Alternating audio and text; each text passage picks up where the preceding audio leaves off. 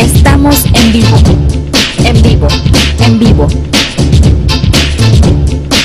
Redes al aire por comunicación.com. Ideas por un mundo mejor. Redes. Enciende tus ideas. Al aire, al aire, al aire, al aire. Televisión online. Ya está en la línea telefónica nuestro amigo Jorge Sánchez Tello, con quien estamos en comunicación hasta la Ciudad de México. Jorge, muy buenos días. Estimado José Alfredo, ¿cómo estás? Muy buenos días. Muy buenos días a todas las personas que nos escuchan, y aprovecho para enviar un afectuoso saludo y felicitación a Frank Estrada y a su familia en este nuevo acontecimiento de esta nueva vida que está por nacer en unos momentos, José. Gracias, Jorge, pues estamos todos en espera de que llegue. Le comentaba a Frank que tengo sentimientos encontrados por la fecha, que es el Día del Abogado. Quién sabe si no sea un presagio para Iker. ¿Cómo ves? Así es, espero, si no, de todas formas puede todavía corregir el... tiene todavía hay que tratar ese tema, ¿no? Porque si no vaya a ser un presagio de una carrera por ahí, pero bueno, vamos a ver qué sucede, esperemos que todo salga bien. Y cuéntanos, Jorge, ¿cuál es el tema ahora que has abordado en tu artículo más reciente? Así es, estimado José, bueno, traté de escribir una respuesta que frecuentemente me han preguntado por las redes sociales, a nivel personal y por correo electrónico, dado que muchas veces se habla sobre la libertad, sobre el liberalismo.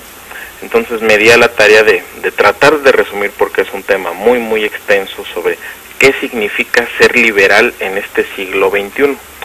Porque, como comento en el artículo, actualmente algunos de los políticos en México, y creo que en general en el mundo, desde la izquierda hasta la derecha, también pasando por el centro, utilizan el concepto, considero, de una forma equivocada. De manera que estoy convencido que si un día el mundo y nuestro país, actualmente que nuestro país vive una crisis de inseguridad, Europa una muy fuerte crisis económica, Estados Unidos también no se queda atrás, pienso que el día que realmente estas naciones sean liberales, se va a tener un verdadero sistema democrático, teniendo como eje a lo que es el liberalismo económico y político. Por ejemplo, Benito Juárez fue un gran liberal. Así es, estimado José, creo que ha sido de los pocos presidentes que en nuestro país han hecho verdaderas reformas modernizadoras. Creo que hay un país antes y después de Benito Juárez, que como todo tiene sus pros y sus contras, pero considero que fueron más sus aportaciones positivas para generar un México más libre, tanto a nivel político como a nivel económico y político. Entonces, por lo tanto, José, el liberalismo considero que aspira a crear una sociedad más justa y equitativa a partir de la adopción de los principios que son universalmente aceptados, que son la libertad, la justicia social y el Estado de Derecho para todos los individuos. Considero que el liberalismo, José, permite el desarrollo de sociedades más plurales y prósperas al garantizar el libre intercambio de ideas, el libre intercambio comercial, y se contrapone a proyectos sociales unilaterales o totalitarios.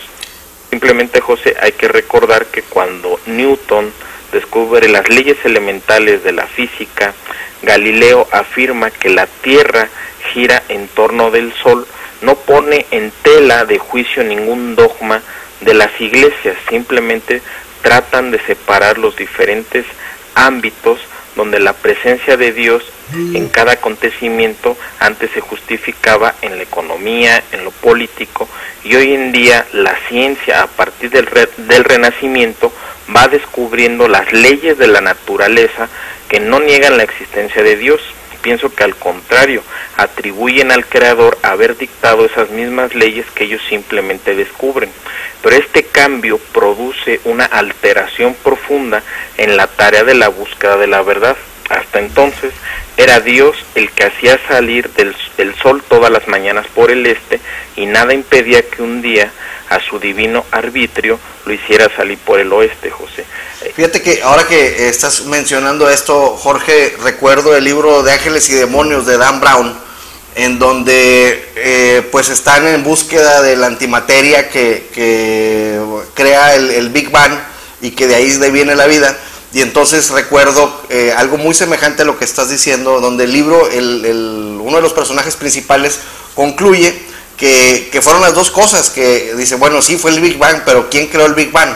O ¿quién provocó el Big Bang? Entonces él dice, bueno, pues fueron las dos cosas, una fuerza divina y una fuerza física, y es algo muy parecido a lo que nos comentas. Así es, estimado José, y de hecho, a partir de ahí, uno de los conceptos fundamentales en cualquier democracia y en un sistema liberal es el Estado laico. Aquí quiero aprovechar para hacer una pequeña aclaración. Muchas veces se confunde, también por muchos políticos, que un Estado laico va en contra de cualquier religión, y eso es totalmente falso. Al contrario, un Estado laico garantiza la creencia y la práctica de cualquier religión, y que las iglesias pueden participar en la sociedad de forma como ellos tengan de acuerdo a sus principios. El Estado simplemente no se mete en los asuntos religiosos, pero también las iglesias deben de mantener la imparcialidad y objetividad de todas las políticas públicas que el Estado haga, porque un Estado debe de favorecer a todos sus ciudadanos sin importar su creencia religiosa. Entonces, a partir de aquí, creo que se van creando los importantes conceptos como son la tolerancia, estimado José. Sí, y ahora que escuchándote hablar, también pienso en la discusión que tenían los clásicos, los antiguos filósofos en Grecia, que uno decía que el carbón era la base de todo, otro el hidrógeno y otro que el oxígeno, y ahí se van hasta que llega otro, que siempre se me olvidan los nombres porque se me cuatrapean entre ellos, pero llega uno diciendo, no, pues todos los elementos son los que tienen que ver con la creación, y luego después vienen esta idea de que había 4 elementos, y después pues todos los que conocemos, y de esta forma siempre vemos, Jorge, que ponerle un marco, ponerle un corral a las ideas, generalmente va a tender al desbordamiento. Entonces es mejor liberar todo para que las cosas se vayan tomando su forma, Jorge, y su rumbo. Pero en cuanto a la cuestión económica, Jorge, siempre la discusión es la intervención del Estado en menor o mayor medida. Ese es el punto neurálgico de lo que define el liberalismo o el neoliberalismo, y en este sentido, ¿cuál crees tú que sea el porcentaje, por ponerlo así, o hasta qué medida el Estado tiene que, según tu opinión, tiene que estar pues siendo rector del movimiento económico en alguna nación? Así es, estimado, creo que tocas, bueno, ya que hablamos un poquito del liberalismo político, ahora nos toca hablar un poco sobre el liberalismo económico, que muchas veces se confunde entre los discursos, luego a veces tan rolleros de algunos de los políticos, que con el neoliberalismo. Considero que las dos diferencias fundamentales es que el liberalismo económico sí acepta la participación del Estado en la economía, pero sobre todo para tratar de regular esas fallas que puede tener el Estado, o también debe de participar el Estado, como lo hemos comentado en otras ocasiones, en tareas de seguridad pública, en regular los monopolios, etcétera. En cambio, el neoliberalismo prácticamente ellos están a favor de que el Estado prácticamente debe de desaparecer, y más que neoliberalismo se le conoce con el nombre de libertarios. Pienso que los libertarios ya se van al extremo, y como todo debe de haber un punto intermedio.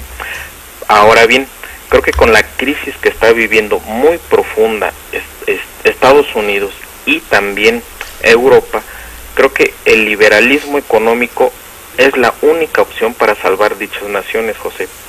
¿Por qué lo digo?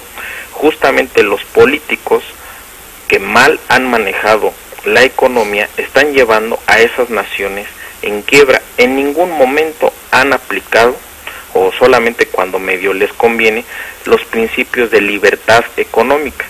Un país como Grecia, que tiene el 150% de su deuda mayor que su PIB, Italia el 120%, Estados Unidos con el 90%, eso implica que algo falló, que los principios del liberalismo económico e incluso de globalización, de libertad de mercado, nunca se han aplicado en dichos países. Al contrario, parece que se está aplicando o se aplicó un sistema protector de Estado ultrapaternalista que simplemente llevó a esos países a la quiebra, porque si algo ya está demostrado desde hace mucho tiempo, inclusive desde Adam Smith por 1776, es que si el Estado y los políticos manejan sin ningún tipo de transparencia los recursos públicos que son obtenidos vía impuestos por parte que pagan los ciudadanos y los empresarios, eso tarde o temprano